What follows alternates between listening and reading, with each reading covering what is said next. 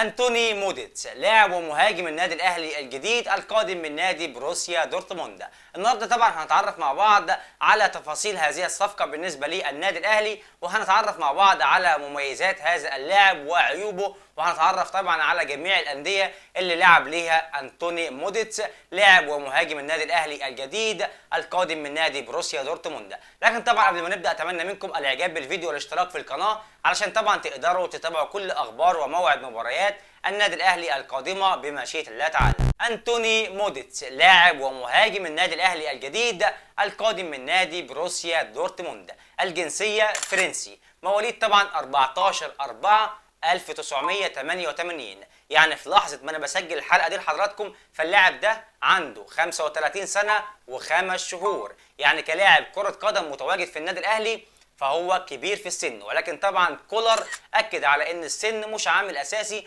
على ان اللاعب يكون متواجد في صفوف النادي الاهلي او لا، وشايف من وجهة نظره هو ان المهاجم ده هيكون هو مهاجم النادي الاهلي في الفترة اللي جاية، في الفترة اللي النادي الاهلي هيشارك فيها في كأس العالم للأندية، وهيكون عنده نهائي السوبر الافريقي مع نادي اتحاد العاصمة الجزائري، فطبعا عنده مباريات مهمة جدا في الفترة اللي جاية، ومن وجهة نظر طبعا كولر مدرب النادي الاهلي ان ده المهاجم اللي هيناسب النادي الاهلي وهيفرق معاهم في الفترة اللي جاية. وطبعا مميزات هذا اللاعب انه بيمتاز بقوة جسمانية كبيرة جدا، طوله طبعا 1.87 سم، بيمتاز بضربات الرأس، فده طبعا اللي محتاجه النادي الاهلي ومحتاجه طبعا بصفة خاصة كولر مدرب النادي الاهلي. واللاعب ده طبعا لعب لانديه كتيره جدا، منهم طبعا في الدوري الصيني ومنهم في الدوري الالماني ومنهم في الدوري الفرنسي، لعب 478 مباراه، قدر يسجل منهم 187 هدف، يعني اللاعب كويس الى حد ما على انه يكون متواجد في صفوف النادي الاهلي في الفتره اللي جايه. واللاعب ده طبعا بدايته من 2007 لغايه 2010 لعب مع نادي نيس الفرنسي، علشان بعد كده نادي نيس الفرنسي طلعوا اعاره لنادي انجيا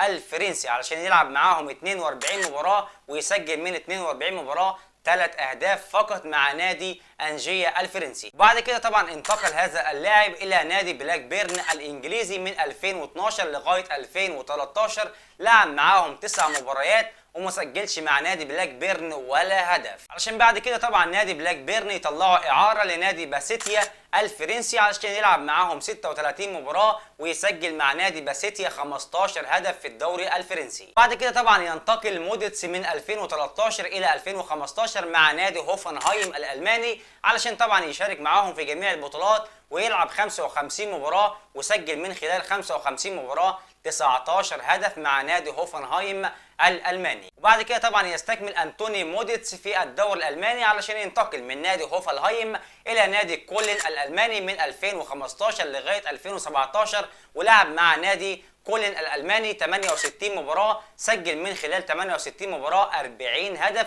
وده طبعا كانت اهم محطاته مع نادي كولن الالماني. وبعد كده طبعا اللاعب حب يحترف الى الدوري الصيني فلعب في نادي تيانجين من 2017 لغايه 2018، لعب معاهم 20 مباراه، استطاع من خلال ال 20 مباراه دول انه يسجل 11 هدف في الدوري الصيني. وبعد كده طبعا يعود انتوني موديتس مره اخرى الى الدوري الالماني مع نادي كولن الالماني من فتره 2018 لغايه 2022 علشان يلعب معاهم 77 مباراه ويسجل مع نادي كولن الالماني 30 هدف. بعد كده طبعا نادي كولن الالماني خرج موديتس اعاره الى نادي سانت اتيان علشان يلعب معاهم 7 مباريات وما سجلش معاهم ولا هدف. وبعد كده طبعا انتقل انتوني موديتس الى اهم محطاته وهو نادي بروسيا دورتموند من 2022 لغايه طبعا ما ضموا النادي الاهلي، لعب طبعا مع نادي بروسيا دورتموند 13 مباراه، سجل من خلال ال 13 مباراه دول هدفين فقط، علشان طبعا بعد كده يطلع مدرب بروسيا